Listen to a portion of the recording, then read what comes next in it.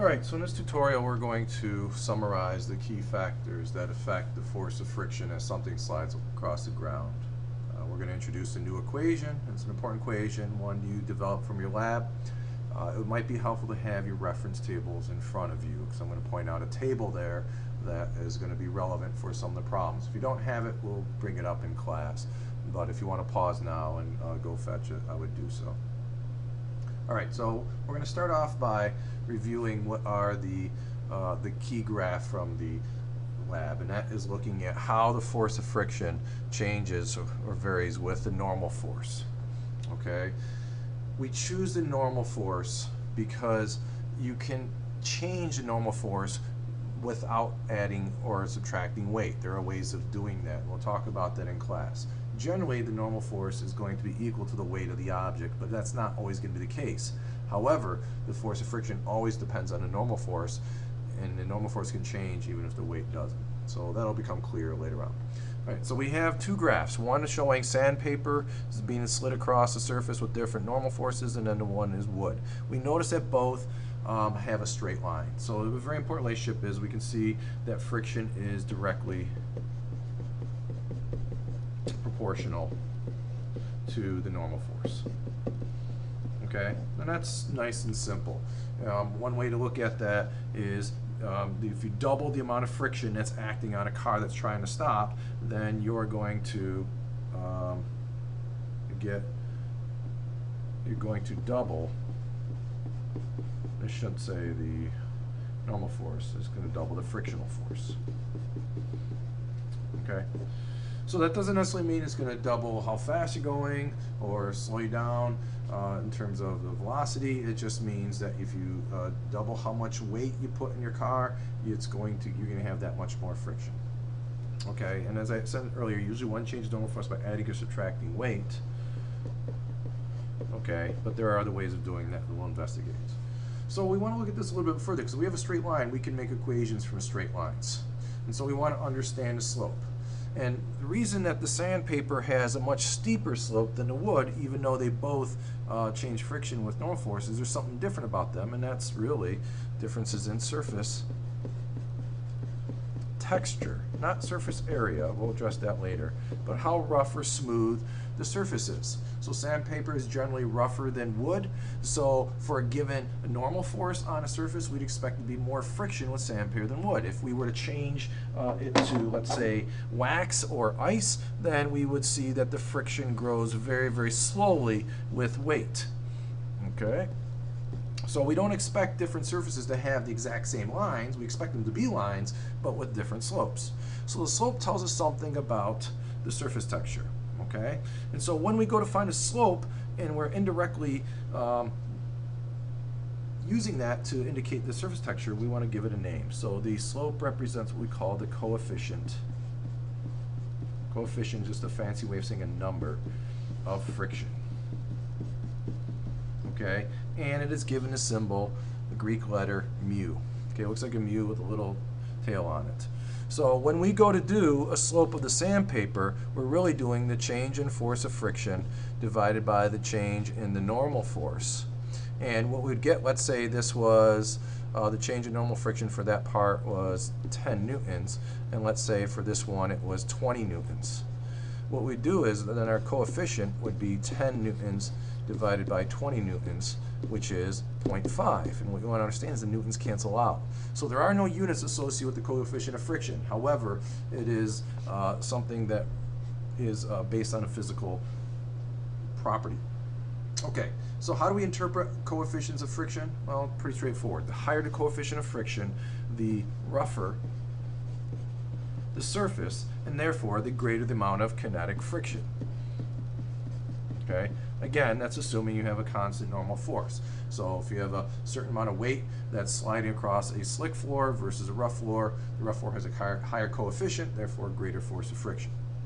All right, now generally you can get mu, the coefficient of friction, from the slope of a graph, or we can look it up on the front page of a reference table. So that's why I have it out. If you go to the front bottom right, you'll see something says approximate coefficient of frictions for various surfaces.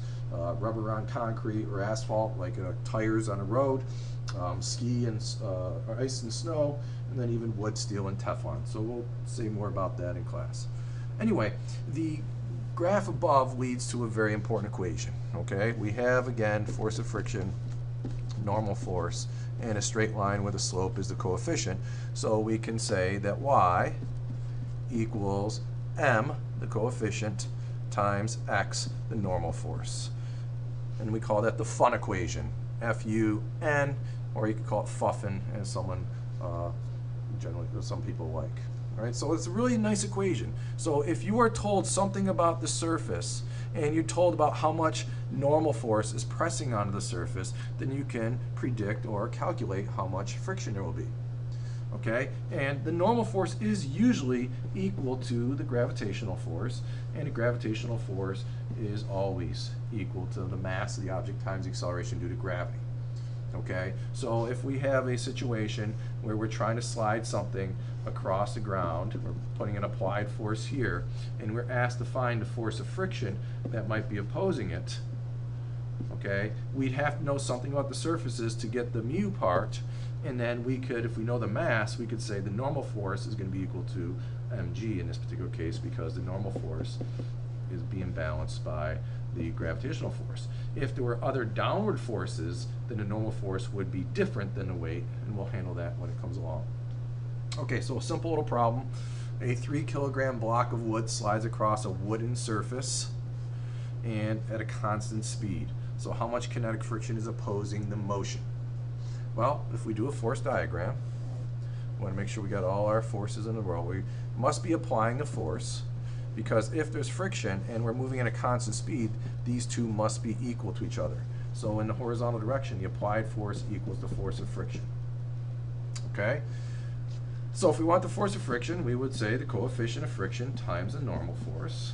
All right, now where are we going to get the coefficient? It wasn't given, but the fact that we have wood on wood, if you go to your reference tables, and if you don't have in front of you, take our word for it, we see that the coefficient for wood on wood is 0.3, and that's for kinetic. If it was static friction, it would be something else.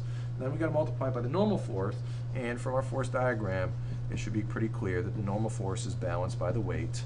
So that's going to be, the normal force is m times g, okay, which is going to be about a little less than 30 newtons if I call g 10. So if I do 0.3 times 30 newtons, okay, I see that the force of friction is 3 times 3, 9 newtons. Okay, so that's really the simplest way that you can use the Fun equation. All right, let's move on. So one might ask, and you ask a lot of people, well, what other factors affect the force of friction? And very often you hear surface area. Okay, not surface texture, but the area. How much of the block is in contact? So in this situation, let's say we have 2 blocks of wood. Here we have a very large surface area in contact, and here we have a small surface area. Okay, so common sense would suggest the greater the surface area, it has a greater friction, and that would be wrong. Okay, so common sense, once again, is not true. So in other words, surface area plays no role. 2 ways you can try to look at that if you want to understand it. All right, any increase in surface contact, let's say in this guy right here, is offset by a proportional decrease in pressure. Now, we really haven't formally talked about pressure, but essentially what's happening is, even though this flat one is covering more, touching more area, the weight of it is distributed over a greater area, and that cancels out the area effect. Whereas this guy is touching a small area, but its weight is distributed over a much smaller area, concentrated, so it offsets it. Another way of looking at it is, regardless of which face is in contact with surface area, with the surface, the normal force is the same, right? In both these cases, it's the same normal force acting on them, and the coefficient is the same, because coefficient depends on what? Think about it. What does the coefficient depend on? That's right, the texture. And friction. Doesn't matter how much or how little is touching the surface, it's the same roughness or smoothness. Okay, so that's an important point that would be asked about. Surface area, it has no role. Okay, lastly, from the lab, is more force needed to start an object moving than to slide it across the floor? Okay, so what we're really talking about is static friction versus sliding friction. In other words, how does static friction needed to get a block starting, that's the definition of it, compare to sliding friction, which is needed just to move it along a surface? From your data, it should have been pretty clear, especially as the weights kept going up and up, is that static friction is always greater than sliding friction, which means you need more force to get something started than to just slide it along. So if I've got a block sitting on wood here, let's go back to our previous problem. Whoops. Okay, where we had this here, we were calculating kinetic friction. So we had 9 newtons. Well, if this block stopped and we were on the same surface, we try to pull it again, then we'd expect greater than 9 newtons to get it started. Okay, so it might be 10, it might be 15 newtons, and what we'll see in our reference tables is that there is a coefficient for static friction. In other words, the coefficient for getting it started versus sliding it, which has a slightly less value.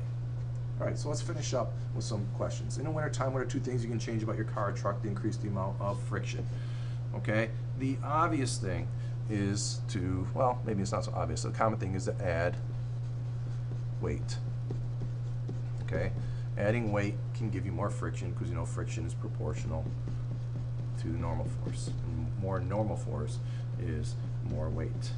The other thing you can do is do something about your tires. Maybe get, we'll say tires.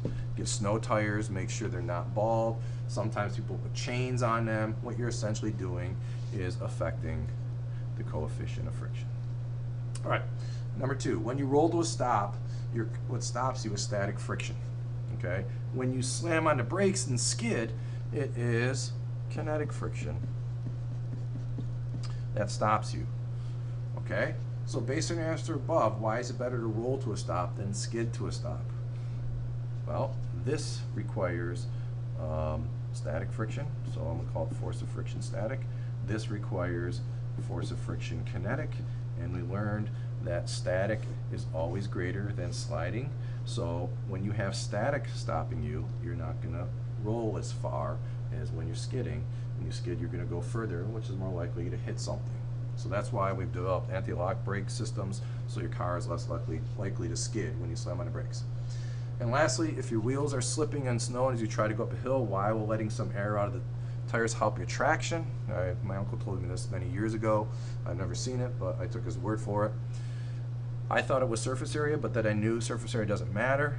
But what I didn't realize, and then looked up, is that less air in your tires makes your rubber tires softer. So why would that matter? Softer goes towards texture, and texture is really measured by the coefficient of friction. So if your tires are overinflated, they might be a slightly different consistency, if you will, than underinflated, and underinflated give you better grip. And better grip is going to allow you to not slip as much. Okay, so we'll do some practice in class with this, but hopefully you see this is a pretty straightforward concept.